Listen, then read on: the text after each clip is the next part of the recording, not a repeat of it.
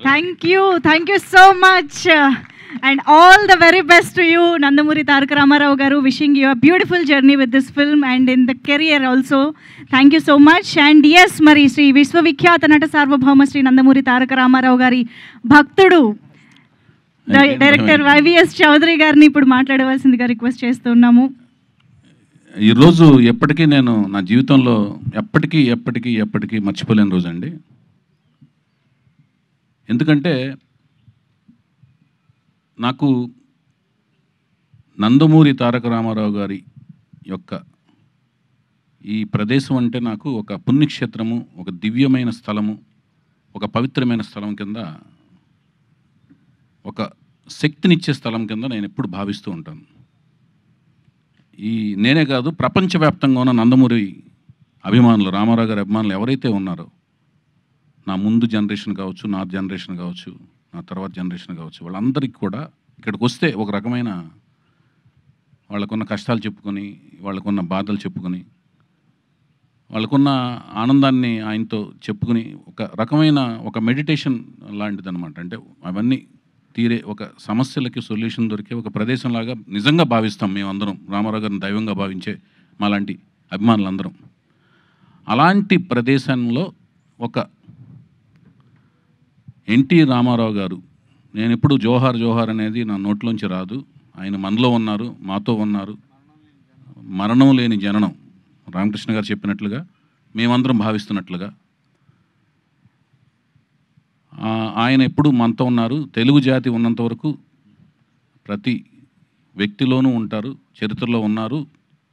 రాయబోయే చరిత్ర ప్రతి చరిత్రలోని ప్రతి పేజీలోనూ ప్రతి పంక్తిలోనూ ఉంటారు ఆయన. సో మేము ఎప్పుడు అలాంటి ఒక ప్రదేశంలో ఆయన 4వ తరానికి చెందిన, మళ్ళీ ఆయన పేరుతో 3 అక్షరాలతో, ఆ పవర్ఫుల్ 3 అక్షరాలతో ఆయన మనవడు తాతయ్య గారి పేరుని ఎంతో ప్రేమ, అనురాగం, ఆప్యాయతలతో పెట్టుకున్న ఆ పేరుని పెట్టుకోవడం అంటే అది ఈజీ కాదు. ఆ పేరును పెట్టుకున్న వ్యక్తి, పెట్టుకోవడం అంటే మళ్ళీ అది ఫైన్ ఆర్ట్స్లోనే రాణించాలి. చాలామంది పెట్టుకుంటారు పేర్లు, మళ్ళీ ఫైన్ ఆర్ట్స్లో రాణించాలి. ఆయన ఏ ఫైన్ ఆర్ట్స్లో అయితే రాణించారో ఆ ఫైన్ ఆర్ట్స్లో రాణించాలి. పుట్టినప్పుడు పెట్టుకుంటాం, పెరిగి పెద్ద అయిన తర్వాత ఆ ఫైన్ ఆర్ట్స్ ఆయనలో కనపడాలి. అలా కనపడిన ఆ అబ్బాయి నా కళ్ళల్లో పడతాం. ఆ కళ్ళల్లో కనపడిన అబ్బాయి యొక్క లాంచింగ్ ముహూర్తం, షూటింగ్ ముహూర్తం ఈ ప్రదేశంలో జరగటం, నేను అనుకోవటం, అది జరగటం, అది కూడా ఆయన యొక్క, మా దైవం యొక్క కుమార్తెల చేతుల మీదుగా జరగటం అనేది ఒక అనిర్వచనీయమైన అనుభూతి, అద్వితీయమైన మరుపురాని ఒక ఘట్టం అన్నమాట. ఆయన ఏమైతే ఆలోచించి వాళ్ళ కుమార్తెలకి ఈశ్వరి ఈశ్వరి ఈశ్వరి అని శక్తి స్వరూపాలుగా పేర్లు పెట్టారో, ఆ శక్తి స్వరూపాలు అంటే నిన్న కాక మొన్న నేను వేసిన ఒక పాంప్లెట్, అంటే వీళ్ళు మా స్పెషల్ ఆస్పిషియస్ గెస్ట్స్, అతిథులు అని నేను ఏదైతే ఒక పాంప్లెట్ వేశానో, ఆస్పిషియస్ గెస్ట్స్ అని వేశానో, అక్కడ అది నేను చూసుకుంటే నాకే ఆశ్చర్యం వేసింది ఆ డిజైన్. అంటే ముగ్గురు అతిథులు, 3 కుమార్తెలు. ఆ 3 కుమార్తెలు ముగ్గురు ఒక సైంటిస్టులు అనమాట, మహిళా సైంటిస్టులు ముగ్గురు. ఆ మెమోరియల్ ఎలా అనిపించింది అంటే నాకు శ్రీహరికోటలో లాంచింగ్ ప్యాడ్ లాగా అనిపించింది. రాకెట్లను లాంచింగ్ చేసి ఒక లాంచింగ్ ప్యాడ్ లాగా అనిపించింది. ఆ లాంచింగ్ ప్యాడ్లోంచి ఒక రాకెట్ని, ఒక మిసైల్ని, ఒక స్టడ్ని స్టార్స్ కేటగిరీలోకి లాంచ్ అయిపోయే ఇందుకు వచ్చి సైంటిస్టులు ముగ్గురు పూనుకుని, ఒక మహిళా సైంటిస్టులు పూనుకుని లాంచ్ అయిపోతున్నారు అన్నట్టుగా నాకు డిజైన్ చేసిన తర్వాత అనిపించింది, డిజైన్ చేయించుకున్న తర్వాత అనిపించింది. ఆ మిసైల్ మరెవరో కాదు, ఆ స్టడ్ మరెవరో కాదు, ఫ్యూచర్లో ఆ స్టార్స్ కేటగిరీలోకి అద్భుతమైన రేంజ్లోకి వెళ్ళబోయే స్టార్ ఎన్టీఆర్, మా ఎన్టీఆర్ అని అనిపించింది. నాకు అది గర్వకారణంగా అనిపించింది. అది భవిష్యత్తులో జరగబోతుందని నాకు అనిపిస్తుంది, ఇన్స్టిట్యూషన్ అనిపిస్తుంది. ఇదంతా ఎందుకు అనిపిస్తుంది అంటే దానికి విశేషమైన కృషి, విశిష్టమైన కృషి, కావాల్సినంత కసి తనలో ఉన్నట్టుగా నాకు అనిపించింది. దానికి ఇదంతా ఎప్పుడు అనిపిస్తుంది అంటే ప్రాజెక్టుకి కావాల్సిన కృషి, పట్టుదలతో కసిగా మేము పనిచేయటం, జయాబ్ చేయాలనేది మీరు చూసి రేపొద్దున మాకు ఇచ్చే రిసెప్షన్లోంచి ఆధారపడి ఉంటాయి. సో ముగ్గురు రామారావు గారి ముగ్గురు కుమార్తెలు, వాళ్ళ మనవడి మనవడి రూపంలో ఉన్న మళ్ళీ ఎన్టీఆర్ పేరుతో ఉన్న అబ్బాయిని, వాళ్ళ నాన్నగారి పేరుతో ఉన్న అబ్బాయిని, మనవడి రూపంలో ఉన్న అబ్బాయిని వాళ్ళ చేతుల మీదుగా వెండితెర ప్రపంచానికి ఆయన యొక్క మెమోరియల్ ప్లేస్లోంచి పరిచయం చేయటం అనే ఒక అపురూపమైన ఘట్టంలో, ఆయన వీరాభిమాని అయిన నేను దర్శకత్వం వహించే ఒక అపురూపమైన ఘట్టంలో నా భార్య సన్నిహితులు, స్నేహితులైన అమెరికా ఫ్రెండ్స్ రమేష్ అత్తిలి గారు నాయకత్వంలోని ఫ్రెండ్స్ అందరూ భాగస్వామ్యం అయ్యి, మళ్ళీ నా భార్య నిర్మాతగా వాళ్ళందరూ కలిసి ప్రొడ్యూస్ చేసే మహిళలందరూ కలిసి చేసే కార్యక్రమంలో భాగస్వామ్యం అవ్వటం అనేది ఒక గొప్ప మరుపురాని ఘట్టం. ఇందులో మన తెలుగు అమ్మాయిని హీరోయిన్గా పరిచయం చేసే ఒక కార్యక్రమం కలిసి రావటం కూడా, ఇదంతా కూడా నాకు ఒక అదృష్టం కింద భావిస్తున్నాను నేను. తను కూడా కూచిపూడి డాన్సరు, మంచి అమ్మాయి. సో ఈ కార్యక్రమం మళ్ళీ ఒక మరుపురాని ఘట్టం కింద ఫీల్ అవుతున్నాను. అలాగే ఈ ఘట్టంలో ఎప్పుడు అంటే మాకు హరికృష్ణ గారితో 3 సినిమాలు చేసిన పరిచయంలోనూ, అంతకుముందు అసిస్టెంట్ డైరెక్టర్గా చేసిన పరిచయాల్లో, ఆ కార్యక్రమాల్లో ఎప్పుడు కూడా మా లక్ష్మి గారిని పూజలు ఆవిడని ఎప్పుడు పూజలు చేస్తూ చూసాం, పూజల గురించి విన్నాం, పూజల గురించి మాట్లాడుతుండగా విన్నాం. పూజలు ఆవిడ వచ్చి పూజ చేస్తుండగా మాకు పూజా కార్యక్రమాలు నిర్వహిస్తుండగా ఈ షూటింగ్ ముహూర్తం అనేది స్టార్ట్ అవడం, పూజా కార్యక్రమాలు నిర్వహిస్తుండగా స్టార్ట్ అవడం అనేది గొప్ప శుభసూచకంగాను, అది అదృష్టం కింద భావించాం. అలాగే మా హరికృష్ణ గారి ఇంకొక రూపం కింద భావించి మేము మా సుహాసిని పాప, ఆవిడికి మా హరికృష్ణ గారు వాళ్ళ అమ్మమ్మ గారి పేరు పెట్టుకున్నారు, వెంకటరామమ్మ అని. మామూలుగా ఇంట్లో సుహాసిని పేరు పిలుచుకోవటం, సుహాసినిగా పేరు మార్చుకున్నారు. సో ఆ వెంకటరామమ్మ తన అమ్మమ్మ గారు, నాయనమ్మ గారి పేరు పెట్టుకున్న ఆవిడ పేరు మీద ఆవిడ నాకు స్క్రిప్ట్ ఇస్తూ ఆయన యొక్క స్లాంగ్లో చౌదరి ఒళ్ళ దగ్గర పెట్టుకుని తీయనట్టుగా మాట్లాడుతూ నా స్క్రిప్ట్ అందించడం దర్శకుడిగా, ఆవిడతో పాటు ఆవిడ కజిన్స్, సిబ్లింగ్స్ అందరూ కలిసి ఇవ్వటం అనేది అంతా ఒక రకమైన వాతావరణం అంతా నాకు చక్కగా, అంటే మంచిగా ఒక అనిరుచినైన అనుభూతులు కలిగింది నాకు. దాంతోపాటు మా మోహన్ కృష్ణ గారు అంటే వెరీ స్ట్రిక్ట్ ప్రిన్సిపల్డ్ అనమాట, వెరీ స్ట్రిక్ట్. అంటే మనం ఆయన్ని మాయలో మభ్య పెట్టలేం.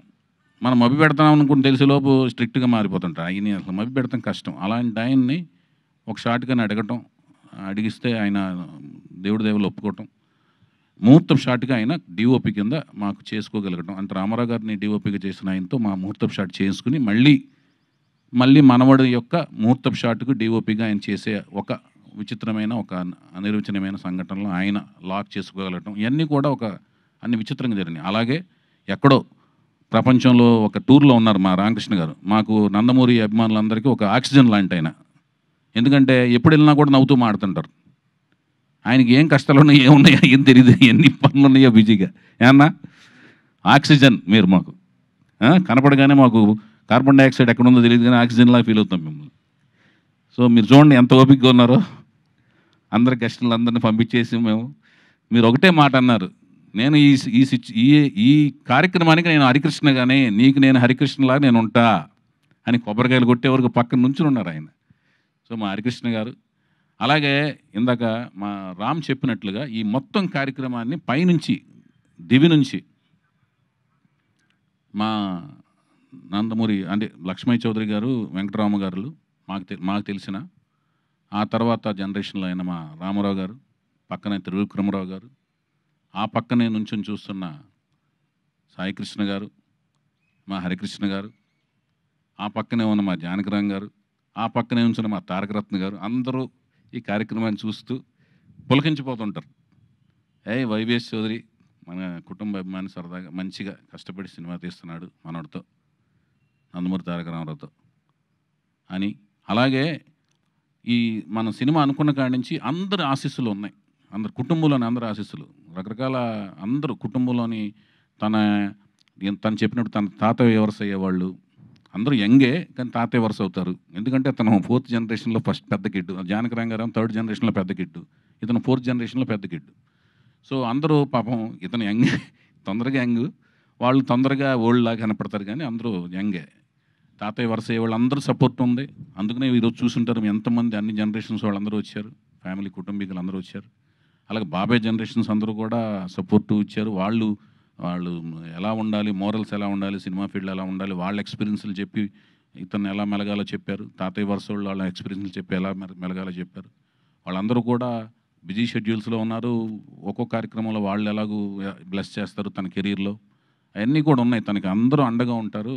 తన మంచి భవిష్యత్తు ఉండాలి, అభిమానులు అండదండలు ఉన్నాయి. తను మంచిగా ముందుకు ఎదగాలని నేను మనస్ఫూర్తి కోరుకుంటున్నాను. నందమూరి వంశ వీరాభిమాని కింద, కుటుంబం వీరాభిమాని కింద.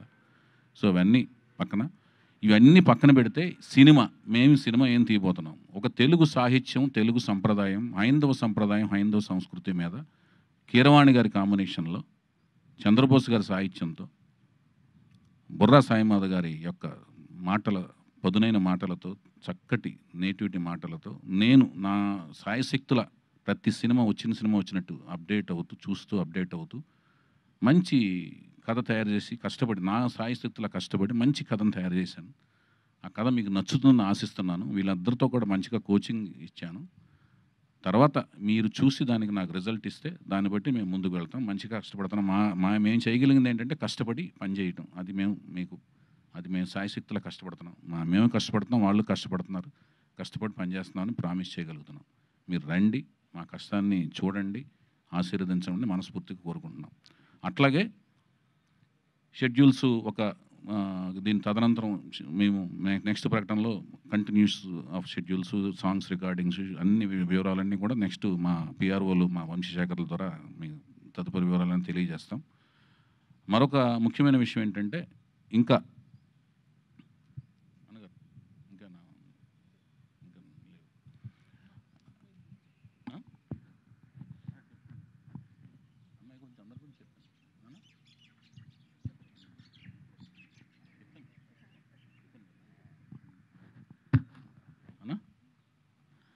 అది అందరూ రావటం అనేది ఇంకా అంత. అలాగే అతి ముఖ్యమైన విషయం ఏంటంటే, అలాగే మా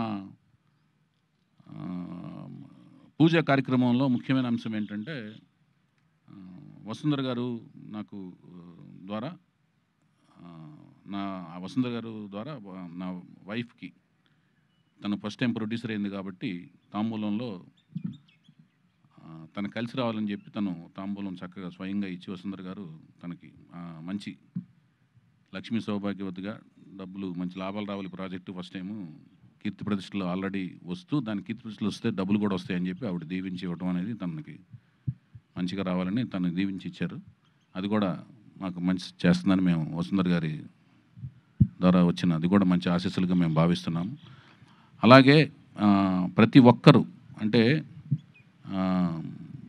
కుటుంబంలోని ప్రతి ఒక్కరూ ఇలా పర్సనల్గా టైం తీసుకుని పురంధేశ్వరి గారు కానీ, భువనేశ్వరి గారు కానీ, అందరూ ప్రతి ఒక్కరూ పేరున ప్రతి ఒక్కరూ అందరూ రావడం అనేది మాకు చాలా, అలాగే ఇప్పుడు ఇండస్ట్రీలో అందరూ ప్రతి 24 క్రాఫ్ట్స్ వాళ్ళందరూ వచ్చి మమ్మల్ని బ్లెస్ చేయడం కూడా చాలా ఆనందంగా ఫీల్ అవుతున్నాం. అన్నిటికంటే ముఖ్యంగా పాత్రికేయ మిత్రులందరూ కూడా నాకు సోదరుల కింద లెక్క. ఎందుకంటే అందరూ నాకు బాగా ఫ్రెండ్స్. వాళ్ళందరూ కూడా మా ప్రాజెక్ట్ స్టార్ట్ చేసిన కాడి నుంచి మాతో వెన్నంటే ఉన్నారు. నన్ను సోదరులా భావిస్తూ మా సినిమా ప్రకటనలన్నింటినీ కూడా చక్కగా ముందుకు తీసుకెళ్తున్నారు. వాళ్ళందరికీ ధన్యవాదాలు తెలియజేసుకుంటూ మీరు మాకు సహకరించండి అని మరొకసారి విన్నవించుకుంటూ థ్యాంక్ యూ సో మచ్.